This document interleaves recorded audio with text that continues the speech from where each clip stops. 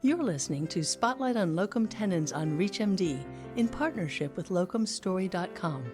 Most doctors have heard of locum tenens, but very few actually know how it works. Dr. Noel Lumpkin wanted to change that with her new book, The Road Warrior Physician. I'm Tim Rush, and with me today is Dr. Noel Lumpkin. Dr. Noel Lumpkin is an anesthesiologist with Comp Health, and over the past decade, she's answered so many questions about her career as a locum tenens physician. She figured she could write a book. So she did. She recently published The Road Warrior Physician, a how-to guide for locum tenens. She calls Washington State home, but holds licenses in 9 states, and she's currently on assignment in Alaska. Today we're discussing the ins and outs of locum tenens. Dr. Lumpkin, welcome to our show. Thank you. I'm happy to be here. Dr. Lumpkin, it's one thing to say you know so much about a topic you could write a book, but you actually did it. What inspired you to write this book about locum tenens? Well, as you say, many of us say, I could write a book on that. But in working as a locum tenens, I've had many people ask me questions about it. In fact, several people have taken me out for dinner to ask me questions, and I've written down information. And I've had more than one person say, you should write a book on this. And I had a period where I had a few weeks off, and I looked at writing a book and learned that Amazon requires 15,000 words for a nonfiction book. And I thought, if I gave myself 30 days, could I do this?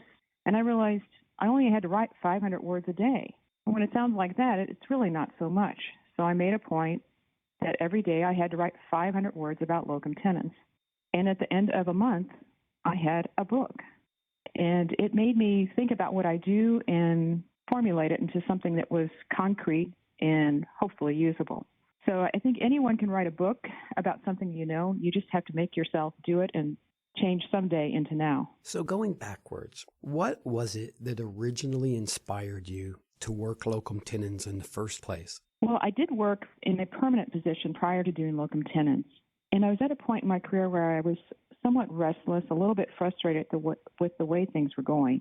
And by chance, I met another physician, an anesthesiologist, as it turns out, who had a job where she worked 6 months of the year in an academic setting and 6 months of the year doing locum tenens. And prior to that, I'd never known anyone that could do locum tenens as their primary job.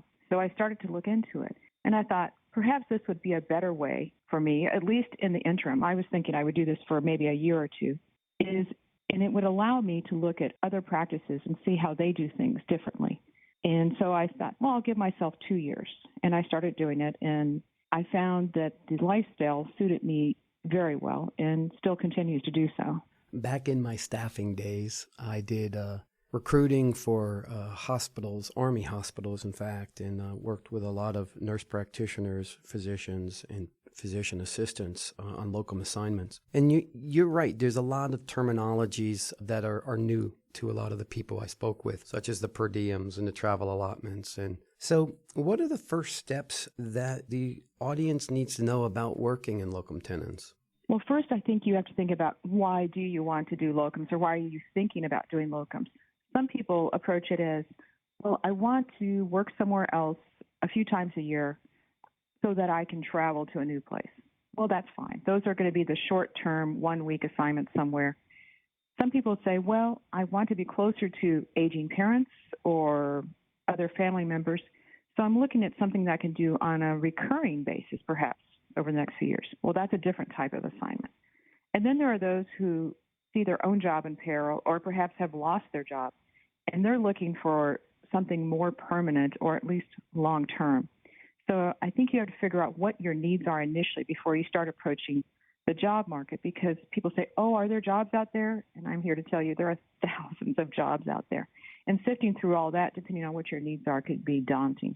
So figure out what your need is as far as locums, and then think about what kind of jobs you're going to look for, because the types of jobs out there also vary considerably, from short day assignments or occasional 1 or 2 day a week assignments to working lots of call and lots of weekends. And we will all approach it differently depending on what our needs are. If you're looking solely for lots of money, then you can take the job with lots of call. If you want to go somewhere and enjoy time with your family, you don't want those kinds of jobs. So I think you have to figure out what your needs are and just what type of jobs you're looking for before you ever make that call or start looking online. What inspired the title, the road warrior physician? I tried to think about how I would title myself, and I had thought of, temporary, and I thought, no, that's not an exciting title for anything. And I was talking to someone in an airport when I was traveling and explaining to what I do. And it was actually a fellow passenger who said, "Oh, so you're like a road warrior physician." And I thought, this is it. I thought, thank you, my friend. You have just given me the title for my book. That's perfect. That's perfect. What tips would you give someone who is going to be doing their first locum tenens assignment? Well, as I've mentioned in the book, first of all, I say don't panic. People have told me, "Oh, I could never do what you do because I couldn't imagine going someplace new." And I say, "Well, you know how to do what you're doing, right?" And they're like, "Well, of course." And I said, "Well, doing locums is like cooking Thanksgiving dinner in someone else's kitchen. You already know how to cook. You just simply have to look around and see what's slightly different about their stove, their mixing bowls, where they keep their spices, and so forth. The outcomes are almost always the same. You're just going to cook things a little differently. And so don't panic when you're going to someplace new. Try and stop thinking about what makes it different and focus rather on what makes it similar. And also approach it with, you're there to help them. You're not there to teach them or tell them how to do things better. You're there to help them. And if you go in there with an open mind and willing to learn something new, you're off to a great start. You're listening to ReachMD. I'm Tim Rush, and speaking with me today is Dr. Lumpkin from CompHealth, the author of The Road Warrior Physician. We're talking about what doctors should know about locum tenens.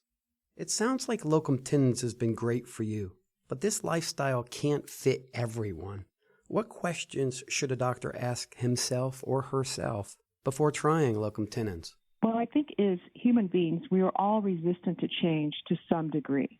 And there are those who can see change and roll with the punches and move forward. That's a good fit for locum tenens. At the opposite end, there are people who the slightest variation in the routine causes them to come unglued.